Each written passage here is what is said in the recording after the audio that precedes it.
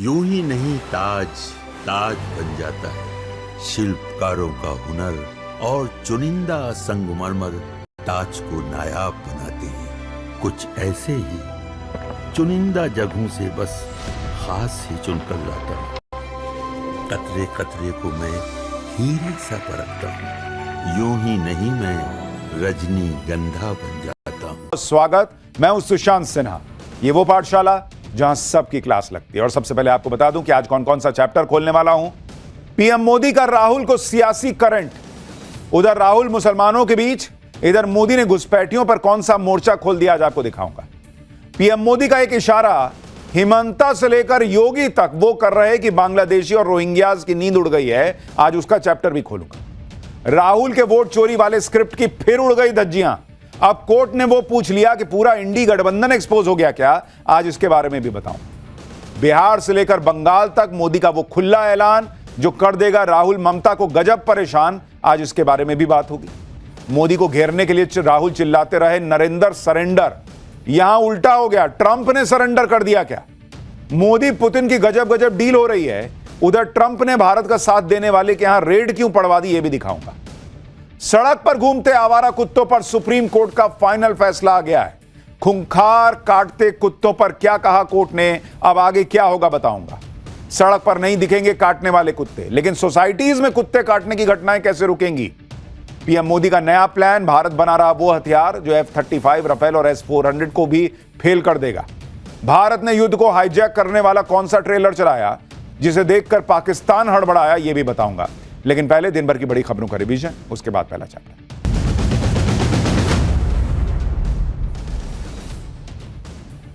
केंद्र सरकार ने पुराने गाड़ियों के मालिकों को बड़ी राहत दी है। अब 15 साल पुरानी गाड़ियों का रजिस्ट्रेशन बढ़ाकर 20 साल तक किया जा सकता है, लेकिन इसके लिए ज्यादा फीस चुकानी होगी।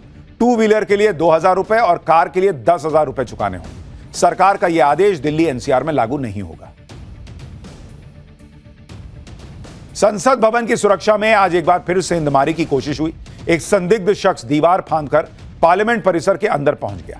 सूत्रों के मुताबिक यह शख्स सुबह 6:30 बजे रेल भवन की तरफ से दीवार से कूदा और नई संसद भवन के गरुड़ द्वार तक पहुंच गया। हालांकि संसद भवन में मौजूद सिक्योरिटी ने आरोपी को दबोच लिया। गुरुग्राम में यूट्यूबर एल्विश यादव के घर पर फायरिंग करने वाले शख्स को पुलिस ने गिरफ्तार कर लिया है।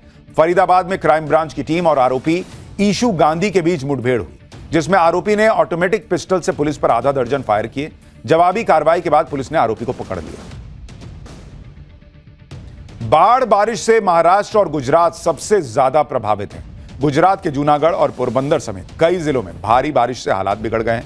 लगातार बारिश के बाद मुंबई गोवा हाईवे पर बड़े बड़े गड्ढे दिखाई दे रहे हैं। राजस्थान के भी कई जिलों में भारी बारिश से हाल बुरा है। सवाई माधोपुर रेलवे स्टेशन के पास तो जलभराव हो गया। कोटा के कई इलाकों में सड़कों पर दरिया बह रहा है। मलेशिया में रॉयल मलेशियाई एयरफोर्स का एक फाइटर प्लेन दुर्घटना का शिकार हो गया। क्वांटन शहर में एयरपोर्ट से टेक ऑफ के दौरान ही फाइटर जेट में आग लग गई। हादसे का शिकार हुआ plane made in America F-18 था। आग लगने के बाद फाइटर जेट धमाके के साथ फट गया। गनीमत रही कि पायलट प्लेन के क्रैश होने से पहले बच निकलने में कामयाब रहा। श्रीलंका के पूर्व राष्ट्रपति रानिल विक्रमसिंघे को सीआईडी ने गिरफ्तार कर लिया है। विक्रमसिंघे पर आरोप है कि उन्होंने सरकारी खजाने का गलत इस्तेमाल किया था। मामला सितंबर 2023 का है, जब अपने कार्यकाल के दौरान विक्रमसिंघे ने इंग्लैंड की यात्रा की थी, जहां उन्होंने ब्रिटिश यूनिवर्सिटी में अपनी पत्नी के दीक्षांत समारोह में हिस्सा लिया।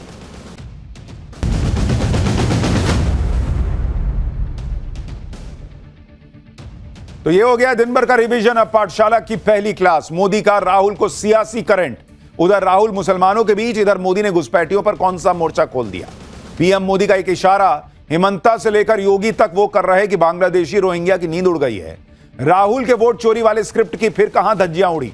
अब कोर्ट ने क्या पूछ लिया कि पूरा इंडी एक्सपोज हो गया। बिहार से लेकर बंगाल तक मोदी का वो खुला ऐलान जो कर देगा राहुल ममता को गजब परेशान। सबसे पहले देश की पॉलिटिक्स का चैप्टर। प्रधानमंत्री मोदी ने देश में एक बड़ा सफाई अभियान छेड़ दिया।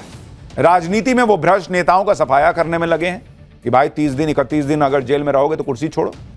देश के सिस्टम में घुसे घपलेबाजों का सफाया कर रहे हैं।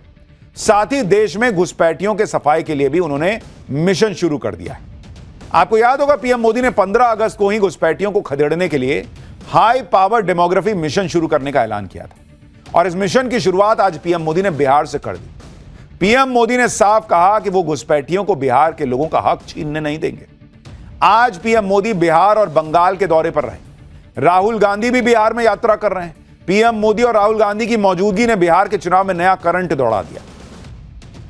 राहुल गांधी कई दिनों से बिहार में वोट अधिकार यात्रा निकाल रहे हैं, वोट चोरी का माहौल बना रहे हैं, जनता से कह रहे हैं कि नरेंद्र मोदी ने उनका वोट चोरी कर लिया है या वोट चोरी कर रहे हैं। लेकिन आज पीएम मोदी ने बिहार के चुनाव में उतरकर राहुल गांधी के वोट चोरी के मुद्दे को ही पलट दिया, क्योंकि राहुल गांधी के ये कहकर वोटर वेरिफिकेशन का विरोध कर रहे हैं कि इसके जरिए वोट चोरी हो रही।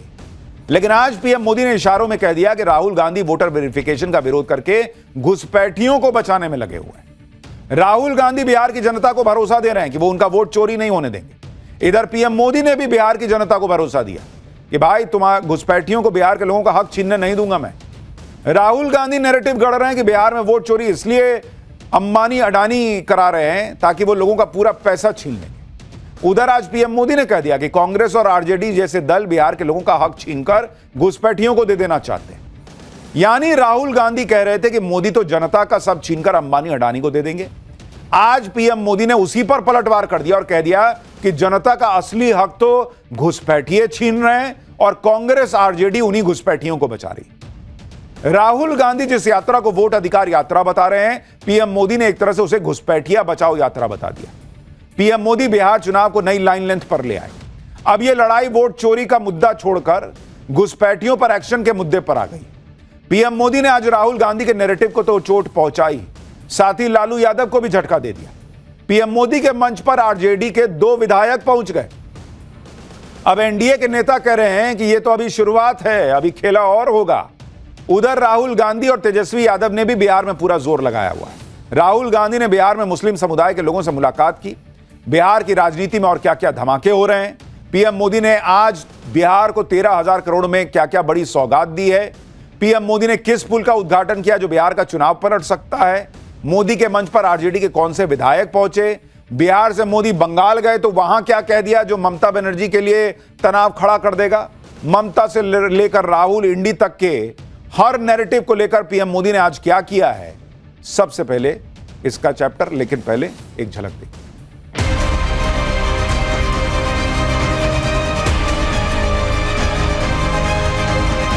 देश में घुसपैठियों की बढ़ती संख्या चिंता का विषय है। बिहार के सीमावर्ती जिलों में तेजी से डेमोग्राफी बदल रही है। जरा मोदी जी को बताइए, वोट चोर, वोट चोर, वोट चोर। ये आरजेडी और कांग्रेस वाले कोई बेल पर बाहर है, कोई रेल के खेल में अदालत के चक्कर लगा रहा है। किसी के माइक के लाल में दम नहीं जो बिहारियों का वोट काट दे। यानी नरेंद्र मोदी वर्सेस राहुल गांधी की यह सियासी लड़ाई जो है उसमें अब नए तूफानी जो है बयानबाजी का दौर चल रहा है। आगे पीएम मोदी के बिहार और बंगाल दौरे की बात करेंगे, लेकिन उससे पहले आपको आज पीएम मोदी की वो तस्वीरें दिखाता हूं जिसकी बड़ी चर्चा हो रही है। पहली तस्वीर पीएम मोदी के गमछा घुमाने की।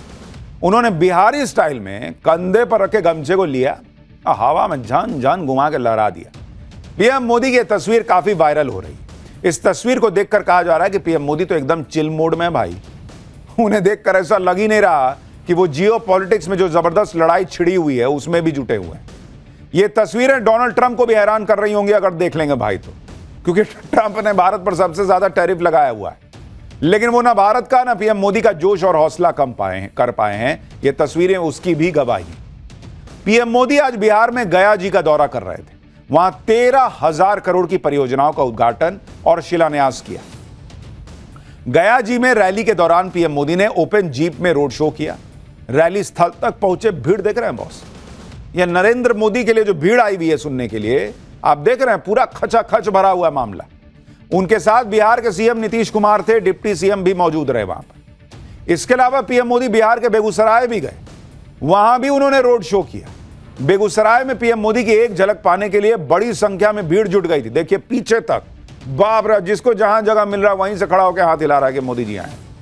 आज पीएम मोदी ने बिहार के दौरे पर बड़ी बात भी कह दी। बिहार में वोटर वेरिफिकेशन के मुद्दे पर एकदम बवाल मचा हुआ है, तो पीएम मोदी ने घुसपैठियों का मुद्दा उठाया।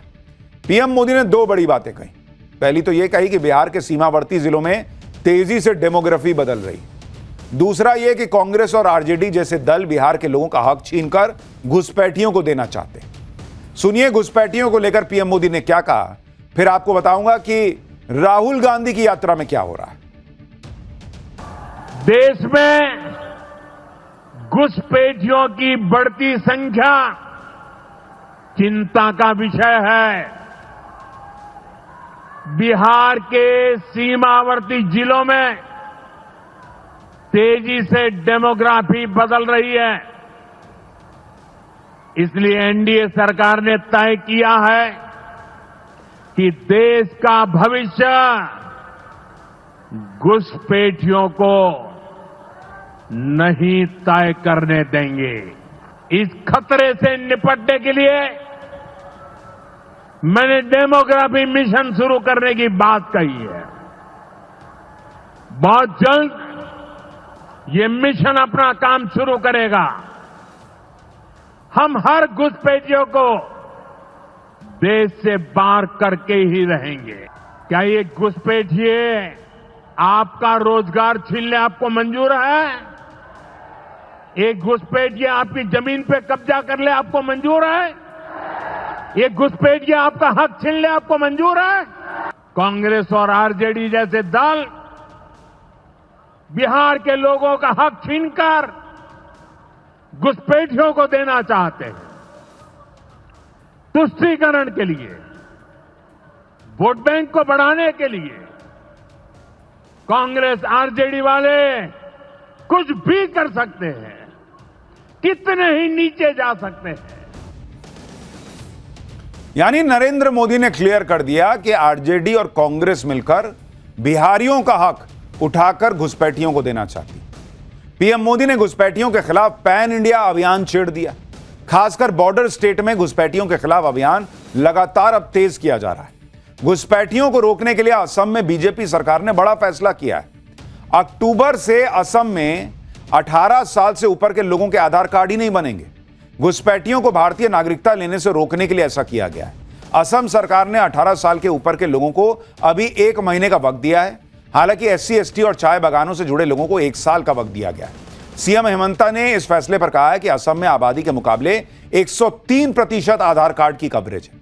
यानी 18 साल से ज्यादा उम्र के सभी लोगों का आधार कार्ड बन चुका है, इसलिए यह फैसला लिया गया है।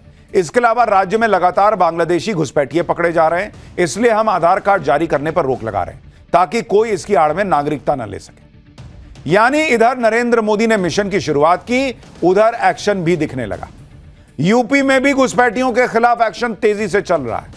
आज ही यूपी एटीएस ने एक ऐसे गैंग का पर्दाफाश किया है जो रोहिंग्या और बांग्लादेशियों का फर्जी आधार कार्ड बना रहा था। यूपी एटीएस ने गैंग के 8 लोगों को गिरफ्तार किया।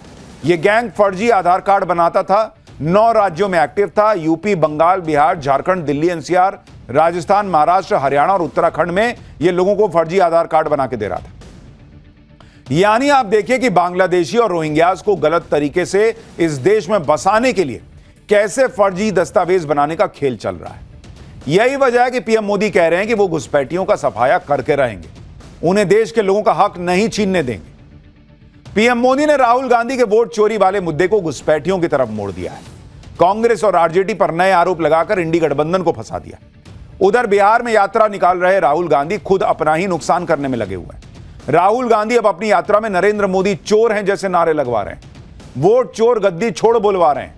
यह नरेंद्र मोदी पर पर्सनल हमला है। राहुल गांधी को यह पर्सनल हमला पॉलिटिकली कहीं भारी ना पड़ जाए, क्योंकि वो इसका अंजाम पहले देख चुके हैं जब वो चौकीदार चोर है वाला नारा लगवाते थे। साल 2014 के कांग्रेस नेता मणिशंकर अय्यर ने नरेंद्र मोदी के खिलाफ पर्सनल अटैक किया था, जो चुनाव में कांग्रेस को बहुत भारी पड़ गया था। साल 2019 के लोकसभा चुनाव में राहुल गांधी ने चौकीदार चोर है के नारे लगवाए थे, वो दाव उल्टा पड़ गया था और नरेंद्र मोदी की सीटें और बढ़ गई थी। लेकिन ऐसा लग रहा है कि राहुल गांधी ने पुरानी गलतियों से कोई सबक नहीं सीखा।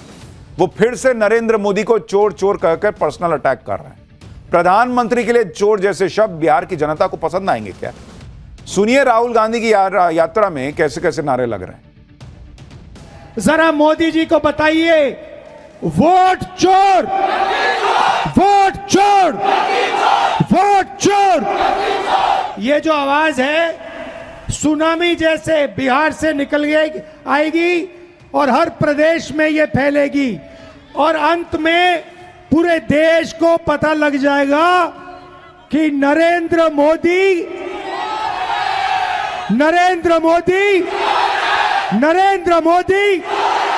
क्या चोरी करता है, क्या चोरी करता है, क्या चोरी करता है?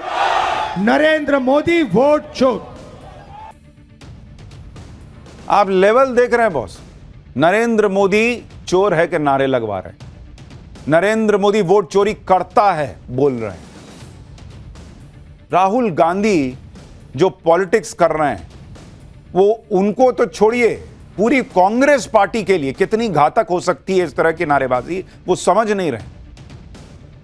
ठीक है, उनके आसपास पार्टी के लोग हैं वो बोल देंगे, लेकिन पब्लिक को यह पसंद आएगा कि देश के प्रधानमंत्री को आप नारा लगवा रहे हैं कि नरेंद्र मोदी चोर है। राहुल गांधी बिहार में वोटर वेरिफिकेशन के खिलाफ बोल रहे हैं, लेकिन आज जब सुप्रीम कोर्ट में स्पेशल इंटेंसिव रिवीजन यानी एसआईआर पर सुनवाई हुई तो कोर्ट ने बिहार की पॉलिटिकल पार्टीज को ही फटकार लगाई। सुप्रीम कोर्ट ने कहा कि एसआईआर को लेकर राजनीतिक दलों की निष्क्रियता हैरान कर देने वाली है। कोर्ट ने हैरानी जताई कि राजनीतिक दलों के 1,60,000 बूथ लेवल एजेंट होने के बावजूद सिर्फ कुछ आपत्तियां आई हैं। सुप्रीम कोर्ट ने फटकार लगाते हुए पूछा कि जिन वोटर्स के नाम काटे गए उनकी मदद के लिए राजनीतिक दल क्या कर रहे हैं। कोर्ट ने कहा कि अगर राजनीतिक दल ज्यादा जिम्मेदार होते तो आज हालात बहुत बेहतर होते। सुप्रीम कोर्ट ने निर्देश दिया कि सभी पार्टियों के बीएलए उन 65 लाख लोगों की लिस्ट चेक करें जिनके नाम ड्राफ्ट वोटर लिस्ट में शामिल नहीं किए गए। यानी दूसरे शब्दों में कहें तो सुप्रीम कोर्ट ने वोटर वेरिफिकेशन के मुद्दे पर राजनीति करने वाले नेताओं को एक तरह से कह दिया कि सियासी स्टंट करने से अच्छा है कि अगर वाकई वोटर को लेकर इतना चिंतित हो तो अपने बूथ लेवल एजेंट को बोलो कि ग्राउंड पे जाएं, देखें किसका नाम नहीं है। अभी चुनाव आयोग कह ही रहा है कि मैं नाम सुधार दूंगा अगर किसी का नहीं है, गलत हो गया, कुछ हो गया, वो सुधरवाओ। वो नहीं सुधरवाने में ध्यान है, वीडियो बनाने में ध्यान है कि भाई इधर हम जो है लोगों को बैठा लें, वीडियो बना लें, उसमें भी गड़बड़ी कर दे रहे हैं। ये सब नहीं कर रहे हैं कि वोट चोरी हो रहा है, इसको साबित करने के लिए सबूत नहीं दे रहे हैं, शपथ पत्र नहीं दे रहे हैं, लेकिन नरेंद्र मोदी वोट चोर हैं, नरेंद्र मोदी चोर हैं कि नारे लगवा रहे हैं। इसके अलावा सुप्रीम कोर्ट ने चुनाव आयोग को निर्देश दिया है कि वोटर रिवीजन लिस्ट के दस्तावेजों में आधार कार्ड को भी शामिल करना होगा। सुप्रीम कोर्ट ने कहा है कि हटाए गए वोटर्स को लिस्ट में अपना नाम जुड़वाने के लिए फिजिकली के अलावा ऑनलाइन आवेदन की अनुमति भी दी जाए। आप देखिए कि आरजेडी और कांग्रेस एसआईआर पर सबसे ज्यादा शोर मचा रही, वोट चोरी का राग गा रहे हैं, नरेंद्र मोदी चोर हैं नारे लगवा रहे हैं, लेकिन उसके एक भी बूथ लेवल एजेंट ने चुनाव आयोग को वोट चोरी की एक शिकायत नहीं दी है। बॉस आरजेडी के अगर आप देखेंगे, आप देखिए जरा इनका हिसाब किताब देखिए कि भाई अभी एसआईआर हो रहा है, बीएलए देखिए, बूथ लेवल एजेंट कहते हैं इसको। आरजेडी के कितने हैं बॉस? आरजेडी के बूथ लेवल एजेंट है बिहार में 47,506। कांग्रेस के कितने हैं बॉस? कांग्रेस के बूथ लेवल एजेंट हैं 17,549 बूथ लेवल एजेंट। बीजेपी के कितने हैं बूथ लेवल एजेंट? बीजेपी के हैं 53,338 बूथ लेवल एजेंट। जेडीयू के कितने हैं बॉस? 36,550 जेडीयू के बूथ लेवल एजेंट। भाई सुप्रीम कोर्ट कह रहा है कि आपके इतने 47,000 और इधर 17,000, 60-65,000 से ज्यादा आपके बूथ लेवल एजेंट हैं, और आप कितनी शिकायत दिए हैं भाई कि ये गड़बड़ी है वो गड़बड़ी है? चुन्नू सा। सुप्रीम कोर्ट कह रहा है कि राजनीतिक दल अपनी ताकत लगाकर वोटर लिस्ट को ठीक करवा लें, लेकिन इंडी गठबंधन अपनी ताकत माहौल बनाने में लगा रहा है, उसी में ये लोग फंस रहे हैं। राहुल गांधी के वोट चोरी के एक और दावे पर भी सवाल उठ गया है। राहुल गांधी ने बिहार के औरंगाबाद में कुछ लोगों से मुलाकात की थी। ऐसा दिखाया था कि ये वो गरीब लोग हैं जिनके नाम वोटर लिस्ट से जबरन काट दिए गए। जैसे राहुल गांधी से मीटिंग में अमन कुमार नाम के एक युवक ने कहा था कि जो लोग गरीब और पढ़े लिखे नहीं है उनके नाम काटे जा रहे हैं, जिस पर राहुल गांधी ने कहा था कि एसआईआर में यही हो रहा है। लेकिन औरंगाबाद प्रशासन ने राहुल गांधी के दावे का फैक्ट चेक किया और इसे झूठा बताया।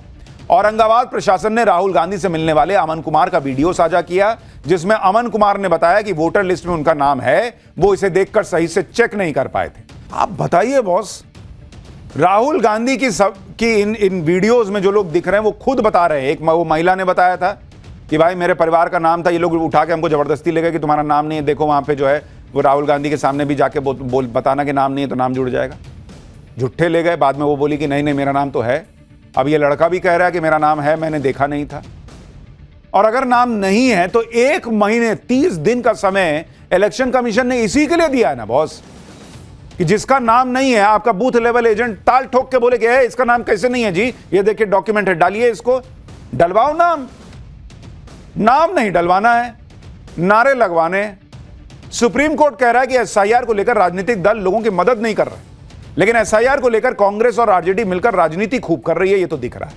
राहुल गांधी और तेजस्वी यादव मिलकर एसआईआर के खिलाफ बिहार में वोटर अधिकार यात्रा निकाल रहे हैं। शुक्रवार को यात्रा के छठे दिन दोनों का काफिला मुंगेर जिले में निकला। इसी दौरान राहुल और तेजस्वी यादव मुंगेर के जमालपुर में खानकाह रहमानी पहुंचे, जहां उन्होंने मुस्लिम स्कॉलर से बातचीत की। राहुल और तेजस्वी ने खानकाह के मौलाना अहमद वली फैजल रहमानी से मुलाकात की है। यह मुलाकात करीब 20 मिनट चली।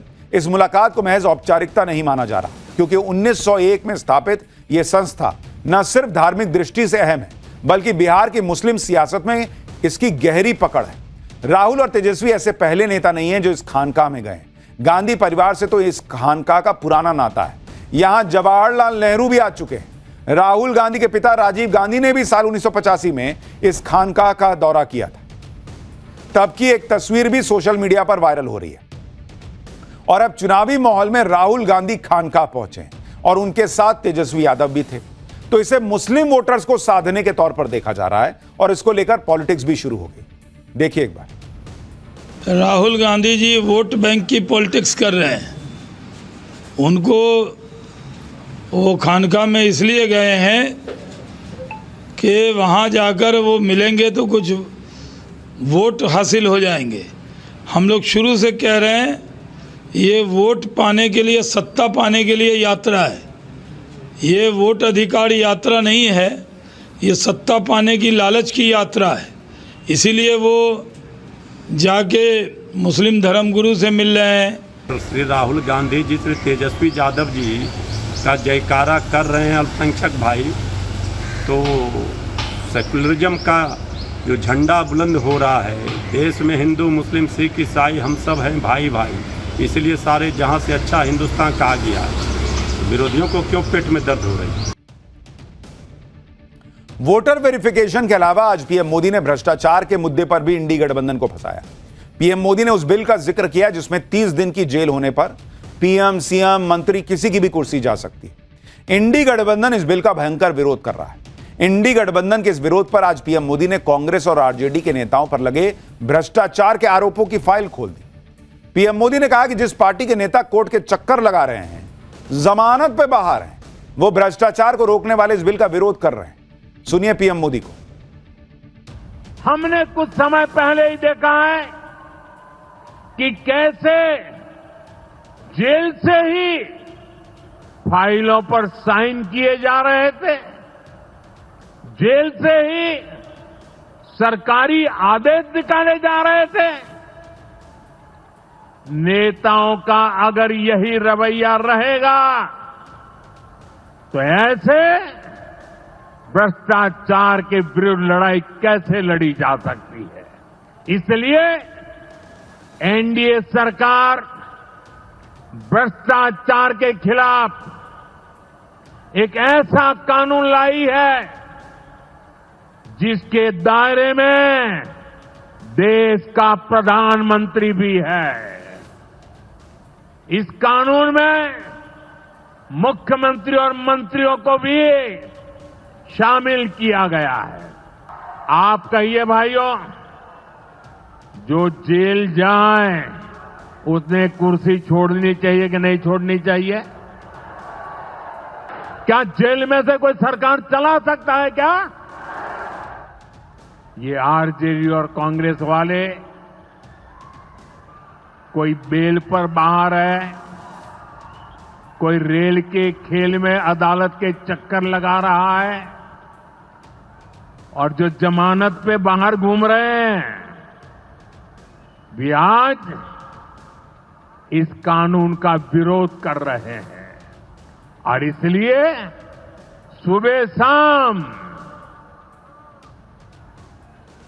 ये लोग मोदी को भांति भांति की गाली दे रहे हैं।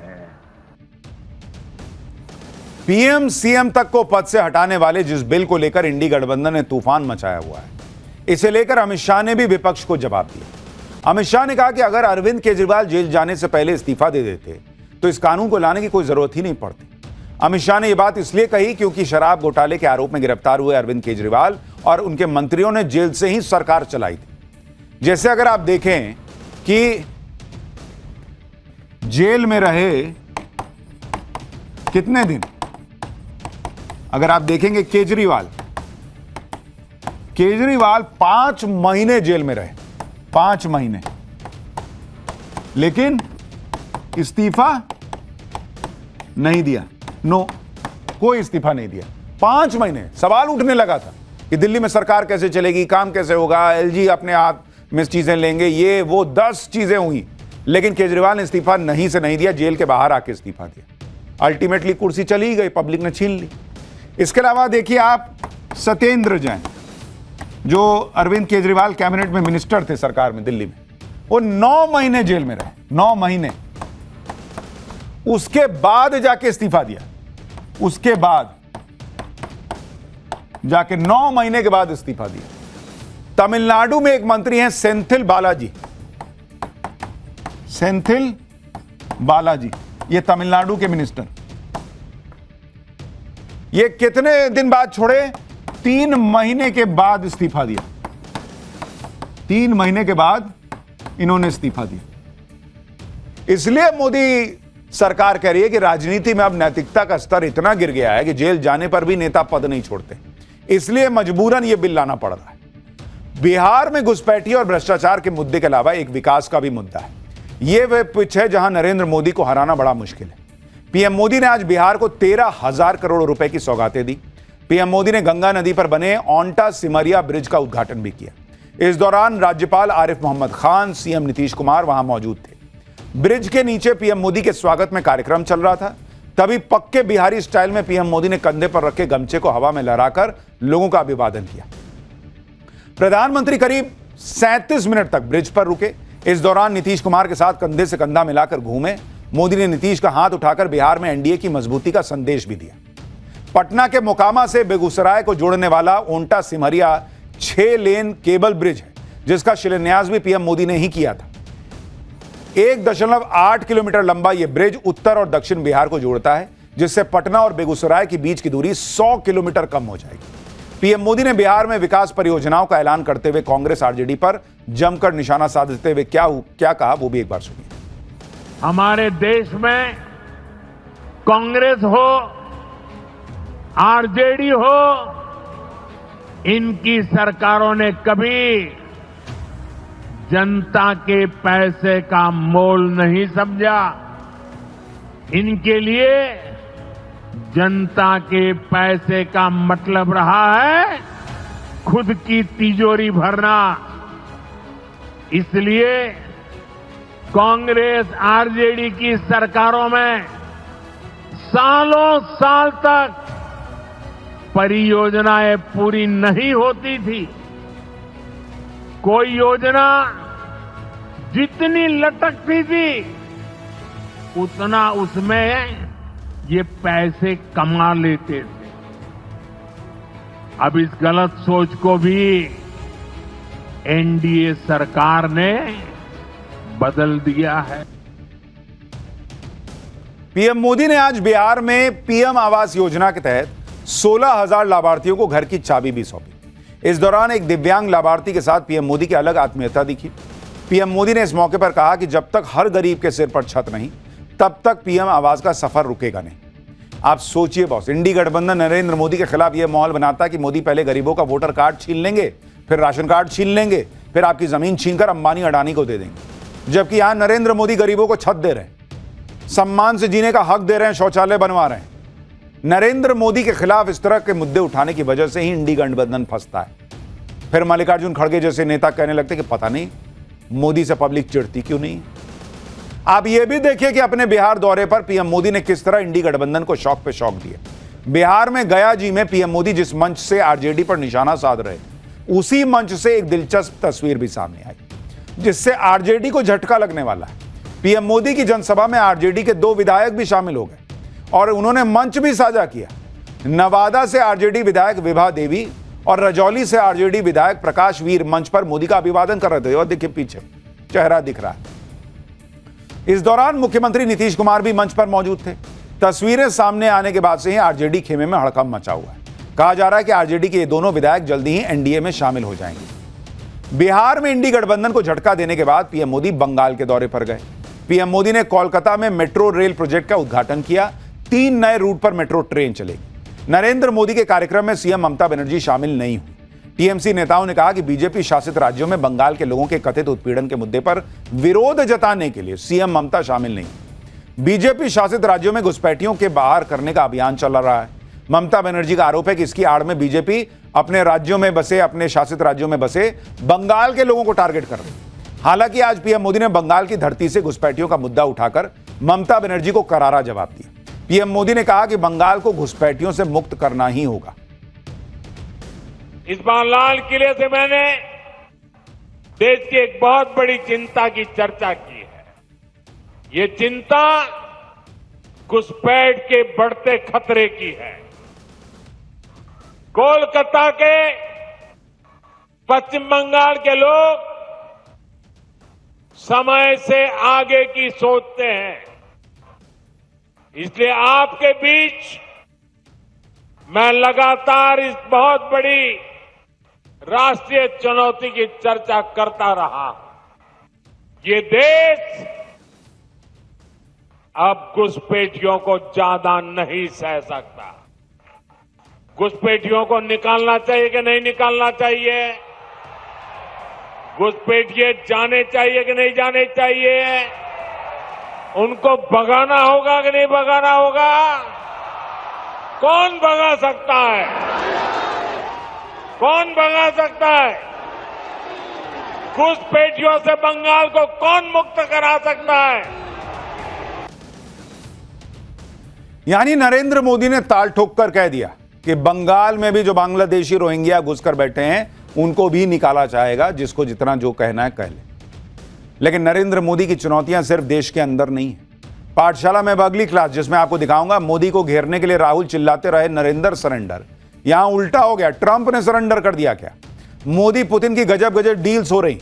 उधर ट्रंप ने भारत का साथ देने वाले के यहां रेड क्यों पड़वा दी, अब इसके बारे में बताता हूं।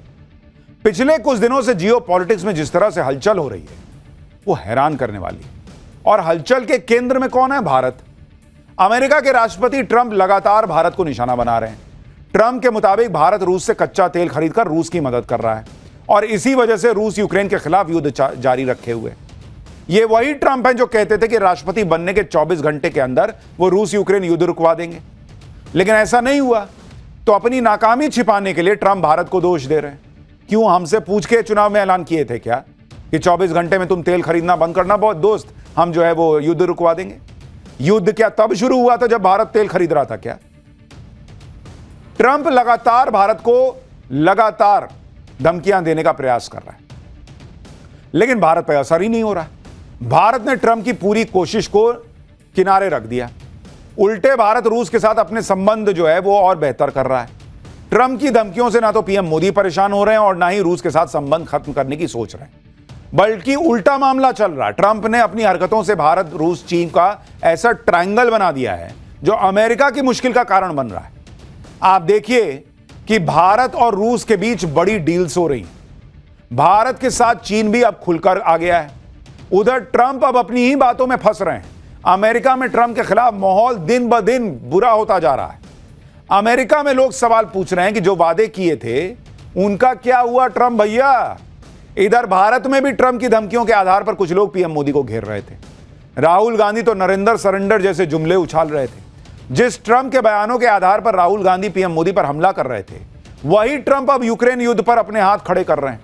कि भाई हमसे ना हो पाएगा, हम ना रुक पाएंगे, ऐसी वाली हालत हो गई। यानी ट्रंप ने एक तरीके का सरेंडर कर दिया है। भारत, रूस और चीन की तिकड़ी से ट्रंप के साथ साथ पाकिस्तान की भी हवा टाइट है। भारत के साथ दोस्ती बढ़ाने के लिए अब चीन ने पाकिस्तान की भी क्लास लगा दी है। इस पूरे उथल पुथल के बारे में आपको बताऊंगा कि कैसे मोदी ने ट्रंप और पाकिस्तान को किनारे किया है। लेकिन पहले जो इतना हंगामा मचा है उसकी एक झलक तो देखिए।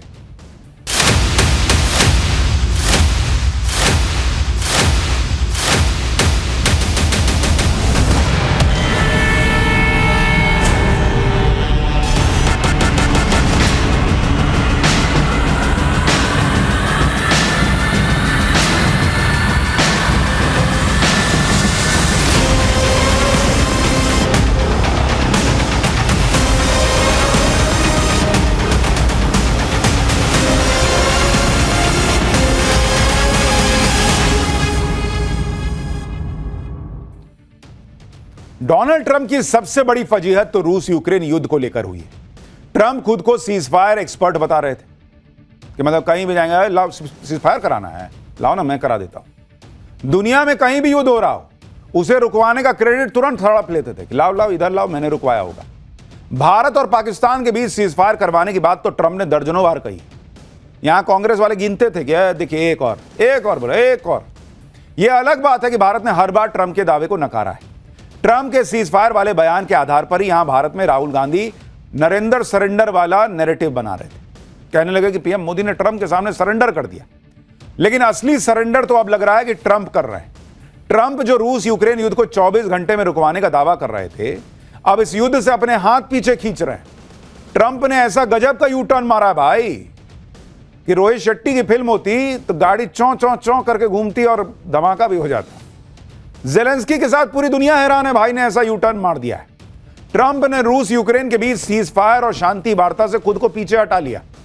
ट्रंप अब चाहते हैं कि पुतिन और जेलेंस्की बिना अमेरिकी मध्यस्थता के एक दूसरे से मिलकर बात करें। ट्रंप का मानना है कि युद्ध खत्म करने का अगला स्टेप पुतिन और जेलेंस्की के बीच बैठक है। यानी जो ट्रंप कह रहे थे कि भाई हम तीनों अब बात करेंगे नेक्स्ट स्टेप में, वो ट्रंप तो सरेंडर कर बैठे, कह रहे हैं कि नहीं मैं नहीं आऊंगा, तुम दोनों बात करो, तुम दोनों बात करो। वहां फोड़ा फोड़ी चल रही है, बात करेंगे दोनों। यानी एक तरह से ट्रंप ने सरेंडर कर दिया है। वो मान रहे हैं कि रूस और यूक्रेन के बीच युद्ध उनसे नहीं रुकने वाला। जिस तरह से ट्रंप ने यू टर्न लिया है उसके बाद भारत पाकिस्तान के बीच सीज फायर वाले उनके दावे और खोखले दिखने लगे। पहले तो अमेरिका ने यूक्रेन पर को झाड़ पे चढ़ाया कि लड़ना भाई, मैं हूं ना पीछे। अब कह रहा है कि भाई आपस में देख लो क्या करना, मैं नहीं करवा पा रहा हूं, मुझे देखो क्या लग, तुम लोग आपस में पहले बात करो। अरे वो दोनों आपस में बैठने लायक स्थिति में हैं, बैठ सकते तो बैठ नहीं जाते इतने दिन में। देखिए ये सब इसलिए क्योंकि ट्रंप ने कहा है, क्योंकि जब से ट्रंप ने पुतिन और जेलेंस्की से मुलाकात की उसके बाद युद्ध रुकने के बजाय युद्ध और तेज हो गया। यूक्रेन ने रूस की ऑयल फैसिलिटी पर हमला किया जो ड्रुजबा पाइपलाइन से जुड़ी हुई है। यह पाइपलाइन दुनिया की सबसे बड़ी क्रूड ऑयल नेटवर्क से जुड़ी है। यूक्रेन के मिसाइल और ड्रोन हमले से ड्रुजबा पाइपलाइन में भयंकर आग लग गई। इसके जवाब में रूस भी लगातार यूक्रेन पर हमले तेज कर रहा है। उसने कहा अच्छा मैं छोड़ दूंगा। यूक्रेन के मुकाचेवो में रूस ने भीषण हमला कर दिया। रूस ने हंगरी के बॉर्डर से 30 किलोमीटर दूर यूक्रेन पर हमला किया। यूक्रेन और हंगरी का बॉर्डर करीब 137 किलोमीटर लंबा है। रशियन मिसाइल से यूक्रेन के मुकाचेवो में तगड़ी तबाही हुई है। अब ये ट्रंप को दिख गया कि इधर से ये मार रहा है, उधर से वो मार रहा है। मैं दोनों को बुलाऊंगा कि आओ मेरे साथ बैठ के बात करो, ये सुनेंगे तो है नहीं, मेरी और बेइज्जती होगी। तो ट्रंप ने कर दिया सरेंडर कि नहीं पहले तुम दोनों आपस में बात करो। ये बात करने के लक्षण लग रहे हैं। ट्रंप सोच रहे थे कि वो पुतिन और जेलेंस्की से मिलकर रूस यूक्रेन युद्ध रुकवा देंगे। यहां एक दूसरे पे ये लोग और बड़े बड़े हमले करने लग गए। ट्रंप से मिलने के बाद ट्रंप ने पुतिन और जेलेंस्की को आपस में मिलकर बात करने के लिए कहा है, लेकिन ऐसा होता दिख नहीं रहा। पुतिन के साथ बैठक पर जेलेंस्की ने कहा है कि पुतिन के साथ बैठक की उम्मीदें लगातार कम होती जा रही हैं। रूस वो सब कर रहा है जिससे ये मुलाकात ना हो सके। अगर रूस शांति के लिए तैयार नहीं है तो हमारे सहयोगियों को रूस पर और अधिक प्रतिबंध लगाने चाहिए। वहीं रूस के विदेश मंत्री ने कहा है कि जेलेंस्की से मिलने के लिए राष्ट्रपति पुतिन तैयार हैं, लेकिन बैठक का एजेंडा तैयार नहीं है। जैसे ही बैठक का एजेंडा तैयार हो जाता है, राष्ट्रपति पुतिन जेलेंस्की से मिलने के लिए तैयार है। रूस के विदेश मंत्री ने कहा कि फिलहाल पुतिन और जेलेंस्की के बीच मुलाकात की कोई योजना ही नहीं है। ट्रंप ने इतने बड़े बड़े दावे फेंक दिए बॉस कि वो खुद फंस गए। युद्ध रुकवा नहीं पा रहे। पुतिन और जेलेंस्की खुद बात करने को कह रहे हैं कि तुम लोग आपस में बात कर लो, लेकिन पुतिन और जेलेंस्की की बैठक होने की भी उम्मीदें अब ना के बराबर दिख रही हैं। ट्रंप की सारी प्लानिंग फेल हो रही है। ट्रंप से पुतिन ने कहा था कि रूस युद्ध रोक देगा अगर डोनबास के इलाके का कंट्रोल रूस को मिल जाए। ट्रंप चाह रहे थे कि डोनबास का इलाका पुतिन को देकर युद्ध रुकवा लेंगे और इस इलाके से जेलेंस्की पीछे हट जाएंगे, लेकिन जेलेंस्की और यूरोप इसके लिए तैयार नहीं है, क्योंकि यह जेलेंस्की के लिए रूस के सामने सरेंडर करने जैसा होगा। डोनबास के इलाके में 10 लाख लोग रहते हैं और यह इंडस्ट्रियल एरिया है, यहां पर भारी हथियारों का उत्पादन होता है, यहां काफी खनिज भी है। डोनबास रणनीतिक तौर पर भी यूक्रेन के लिए महत्वपूर्ण है, क्योंकि यह उत्तर से दक्षिण तक कई महत्वपूर्ण ठिकानों को जोड़ता है। इसलिए जेलेंस्की डोनबास में बची खुची जगह पर अपनी मजबूत स्थिति को छोड़ना नहीं चाहते, क्योंकि जेलेंस्की को इस बात का भी डर है कि आगे रूस कुछ भी कर सकता है। लेकिन अगर जेलेंस्की अड़े रहेंगे और पुतिन अपनी शर्तों पर बने रहेंगे तो फिर ट्रंप के लिए बहुत बड़ी मुसीबत होगी कि वो युद्ध अपने दम पर रुकवा नहीं पाएंगे, और इस वक्त वो वही हो रहा है। और इसलिए ट्रंप ने धीरे से कोने से सरेंडर कर दिया कि भाई तुम लोग पहले बात करो, तब होगी हमारी ट्रायंगल वाली बातचीत। युद्ध ना रुकवा पाने की भड़ास ट्रंप भारत पे अब निकाल रहे हैं। ट्रंप अपने लोगों से बयान दिलवा रहे हैं। ट्रंप के सलाहकार, उनके मंत्री, उनके करीबी भारत के खिलाफ आग उगल रहे हैं, क्योंकि भाई छीछालेदर हो रही है, बेइज्जती हो रही है कि ये रुकवा नहीं पा रहे। तो किसी को तो विलन बनाना होगा, तो एक काम करो, भारत को बना दो कि भारत की वजह से नहीं रुक रहा है, नहीं तो मैं तो रुकवाइए देता। व्हाइट हाउस के सीनियर डिप्लोमेट पीटर नवारो ने कहा है कि भारत कम कीमतों में रूस से कच्चा तेल खरीद कर उसे रिफाइन करके दुनिया में प्रीमियम कीमत पर बेचकर क्रेमलिन के लिए कपड़े धोने की मशीन की तरह काम कर रहा है। ऐसा लगता है कि भारत इस रक्तपात रूस यूक्रेन युद्ध में अपनी भूमिका स्वीकार नहीं करना चाहता। ट्रंप ने मॉस्को से कच्चा तेल खरीदने की सजा के तौर पर भारत पर टैरिफ दोगुना कर दिया है और इसकी समय सीमा 27 अगस्त से बढ़ाने की संभावना भी नहीं है। यूक्रेन में शांति का रास्ता नई दिल्ली से होकर जाता है। नोवारो ने अपील करते हुए कहा कि भारत को मॉस्को को आर्थिक लाइफलाइन देना बंद करना चाहिए। मतलब मुझे एक बात बताइए बॉस, कि चीन भर भर के रूस से तेल खरीदे, उससे पैसा नहीं जाएगा रूस में। भारत तेल खरीदना बंद कर देगा तो रूस कंगाल हो जाएगा, कहेगा मेरे पास हथियार नहीं, अब मैं नहीं लड़ पाऊंगा।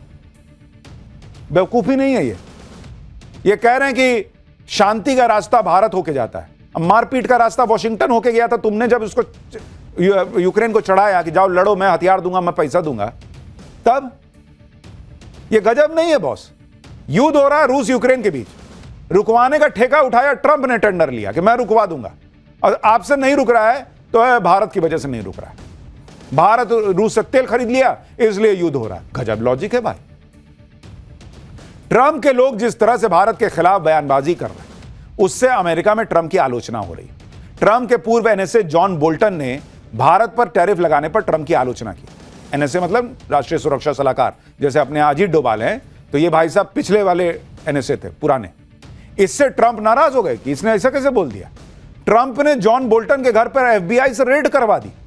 जॉन बोल्टन ट्रंप के आलोचक माने जाते हैं और ट्रंप की नीतियों की कई बार आलोचना कर चुके हैं। अब भारत पर टैरिफ लगाने के लिए बोल्टन ने ट्रंप की खिंचाई की।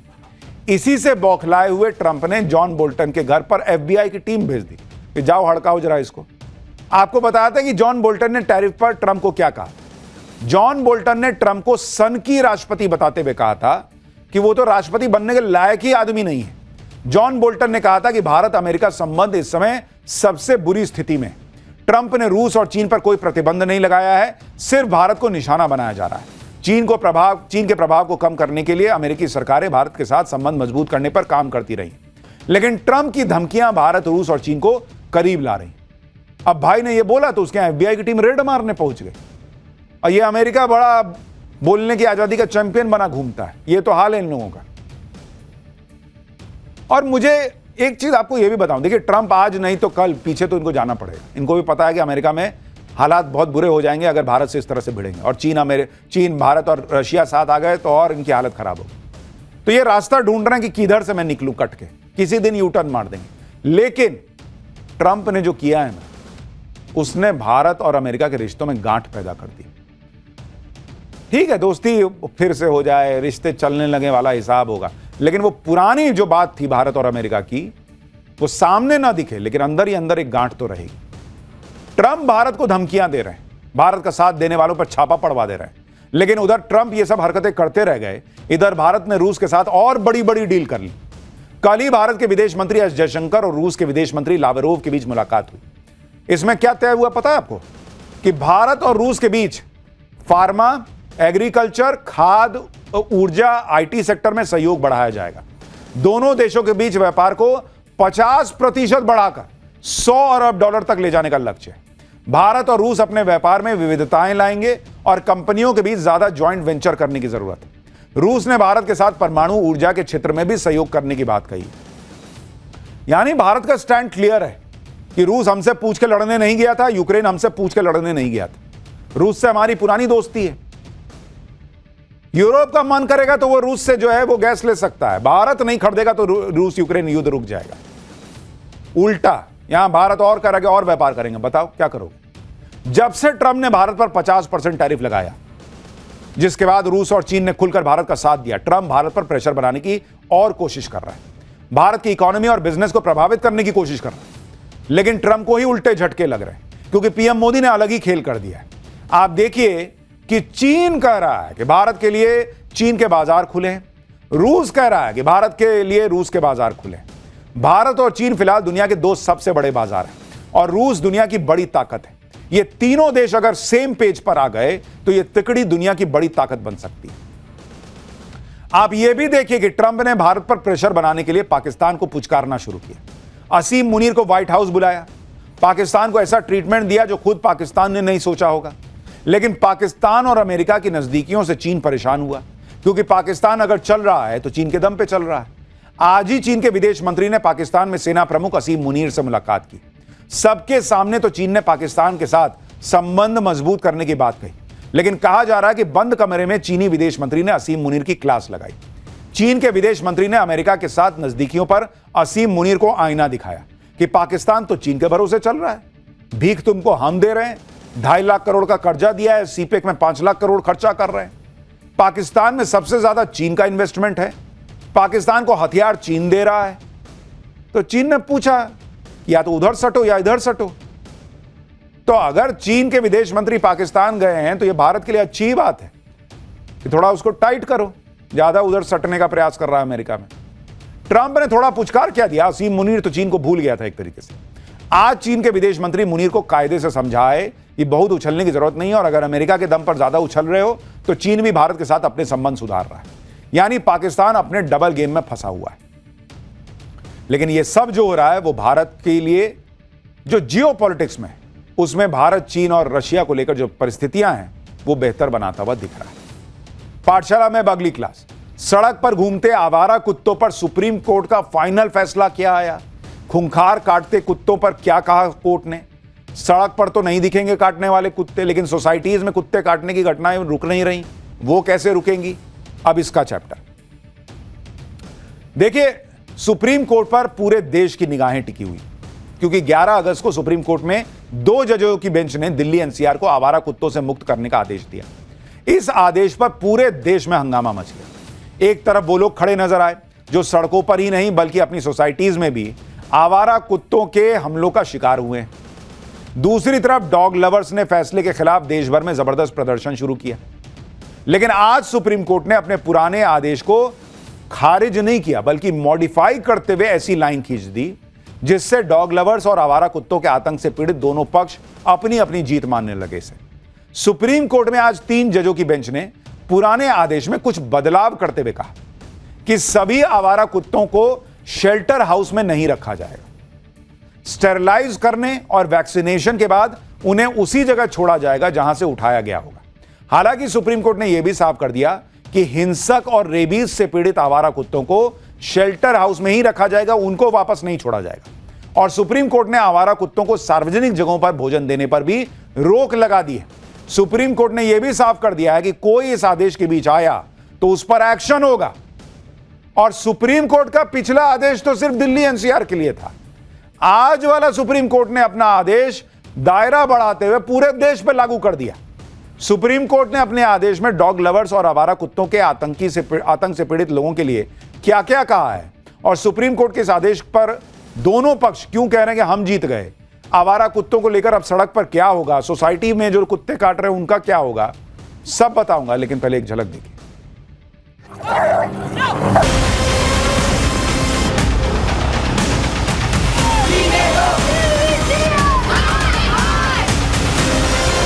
Very happy.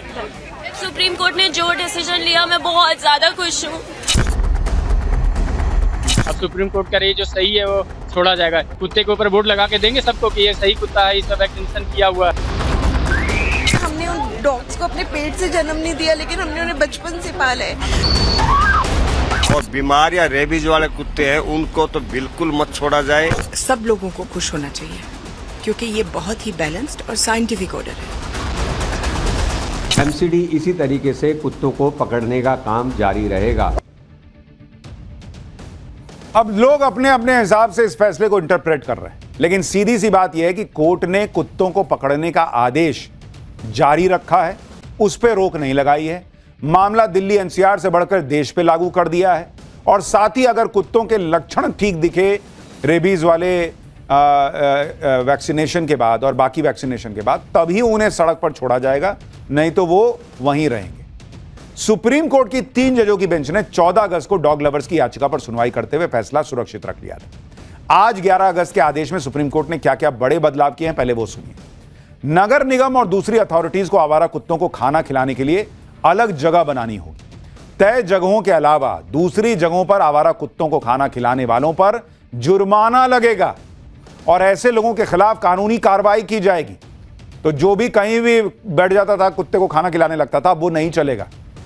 और ये पूरे देश पे लागू है। ऐसा कोई करेगा तो उस पर जुर्माना और कानूनी कार्रवाई का प्रावधान कर दिया है सुप्रीम कोर्ट ने। नगर निगम और दूसरी अथॉरिटीज ऐसे लोगों की शिकायत के लिए हेल्पलाइन नंबर भी जारी करेंगी।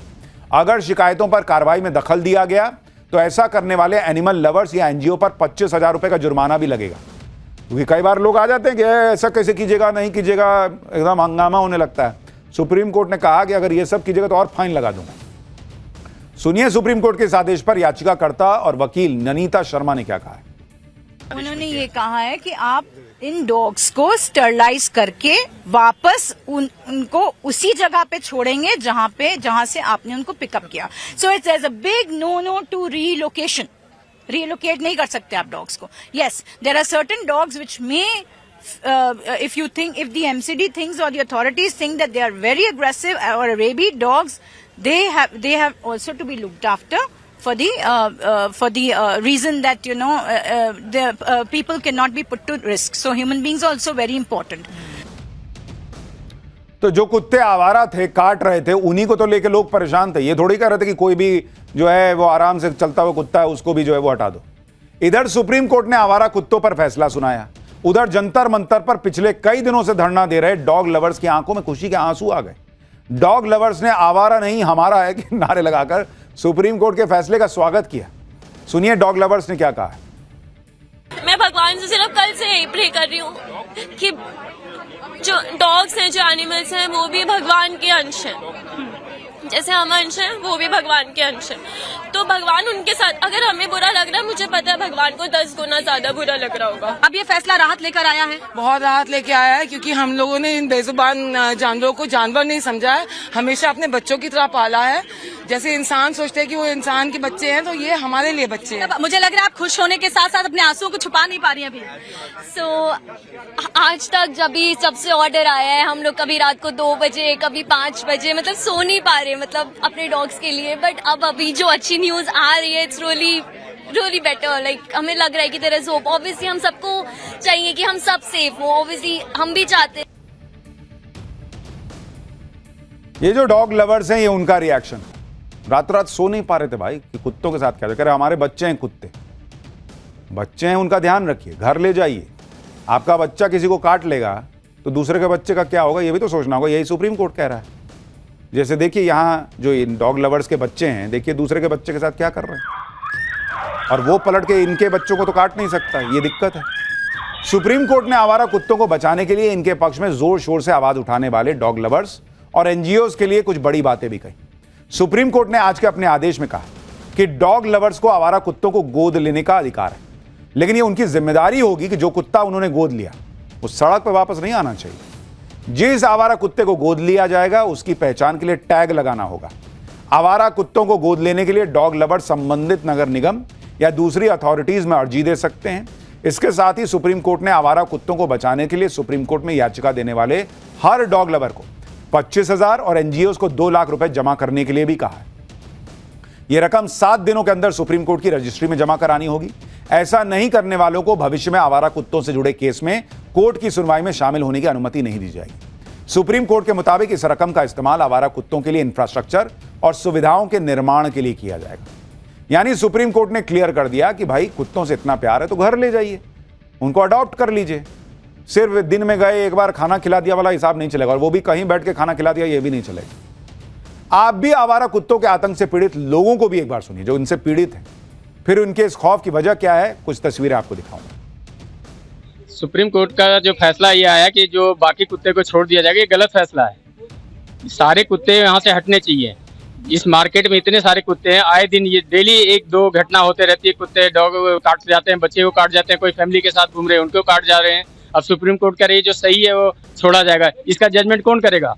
कुत्ते के ऊपर बोर्ड लगा के देंगे सबको कि ये सही कुत्ता है, इसका वैक्सीनेशन किया हुआ है, इससे दूर रहें, या ये सही है इससे दूर ना रहें। देखिए ये फैसला तो बिल्कुल गलत है। अगर पकड़ना है तो सभी डॉग्स को पकड़िए। ये नहीं है कि भाई ये रेबिस से इंजेक्शन लगे हुए हैं तो इनको ही लेके जाना है, या जो थोड़े मानसिक रूप वाले हैं उनको लेके। जानवर तो जानवर है, जानवर का क्या पता वो किस रूप में काट लेगा, कैसे कर लेगा, क्या पता हमें। हम चाहते हैं जो डॉग हैं ये सारे शेल्टर होम में जाने चाहिए। स्ट्रीट डॉग्स जो भी हैं घरों में, जिसको जरूरत बहुत प्यार है वो अपने घर रखते। कहाँ कितनी दिक्कत होती है आपके सेक्टर? अरे बहुत दिक्कत है सर, हम अपने घर से सामने मार्केट नहीं आ सकते।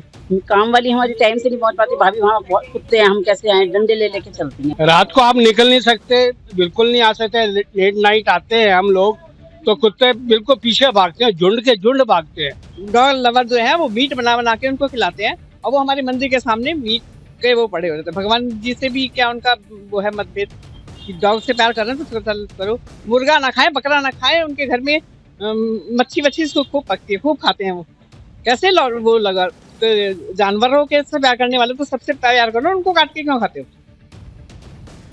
भाई सबके अपने अपने तर्क हैं। कोई कह रहा है भाई अगर डॉग लवर्स हैं 2-2 कुत्ता अपने घर में पाल लें, रख लें, उनको उठा के ले जाएं। कोई कह रहा है मुर्गा मछली खाते हैं, कुत्ते से प्रेम है। गाय के लिए तो कभी नहीं चिल्लाए ये लोग। वो अलग कह रहे हैं कि हमारे बच्चे जैसे हैं, इनके साथ ऐसा नहीं हो सकता। और एक समस्या है कि भाई सोसाइटी में जो काटते हैं उनका तो अभी कुछ हुआ ही नहीं। तो ये चल रहा है मामला। फिलहाल एक छोटा सा ब्रेक ले रहे हैं।